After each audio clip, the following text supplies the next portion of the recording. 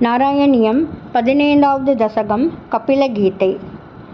మతిరిహ గుణసక్తా బంధకృత్యేష్వసక్తాత్ అమృతకృతుపరుందే భక్తియోగస్తు శక్తిం మహదనుగమలభ్య భక్తిరేవాత్ర సాధ్యా కపిలతనురుతిత్వం దేవహూత్యైనగాదీః ప్రకృతిమహదహంకారాశ్చ మాత్రాశ్చ భూతాన్ అపి హృదపి దశాక్షి పురుషః పంచవింశః ఇతి విదిత విభాగో ముచ్యతేసౌ ప్రకృత్యా కపిలతనురుతిత్వం దేవహూత్యైనగాదీః ప్రకృతిగతగుణౌఘైః నాజతే పురుషోయం యది తు సజతి తస్యాం తద్గుణాస్తం భజేరన్ మదనుభజన తత్వాలోచనై సాప్యపేయాత్ కపిలతనురుతిత్వం దేవహూత్యైనగాదీః విమలమతి ఉపాతైః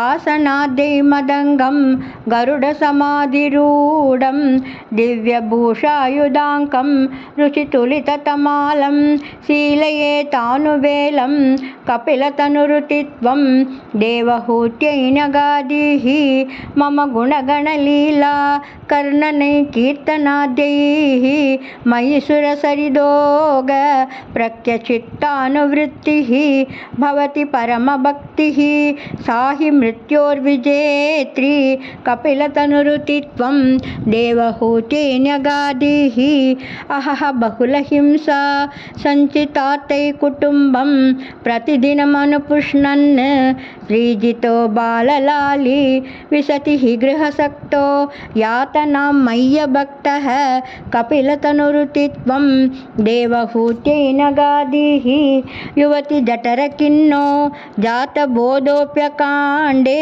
ప్రసవగలితబోధః పీడయోల్లంఘ్య బాల్యం పునరపి బత ముహ్యత్ ఏవ తారుణ్యకాలే కపిలతనురుతిత్వం దేవహూత్యైనగాదీః పితృసురగణయాజీ ధార్మికో యో గృహస్థః సతత నిపతతి కాలే దక్షిణాద్వోపగామి మయి నిహితమకామం కర్మతు ఉదక్పతార్థం కపిలతనురుతిత్వం దేవహూత్యైనగాదీః ఇతి సువిదితవేద్యాం దేవహే దేవహూతిం కృతనుతిమనుగృహ్య త్వం గతో యోగిసంగైః విమలమతి అతాసౌ భక్తియోగేన ముక్తా త్వమపి జనహితార్థం వర్ధసే ప్రాగుదీశ్యాం పరమ కిము బహూక్త్యా త్వత్పదాంబోజభక్తిం సకలభయవినేత్రీం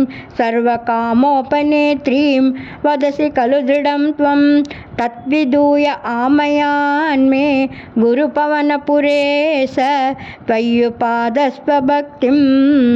గురువాయూరప్పా చరణం.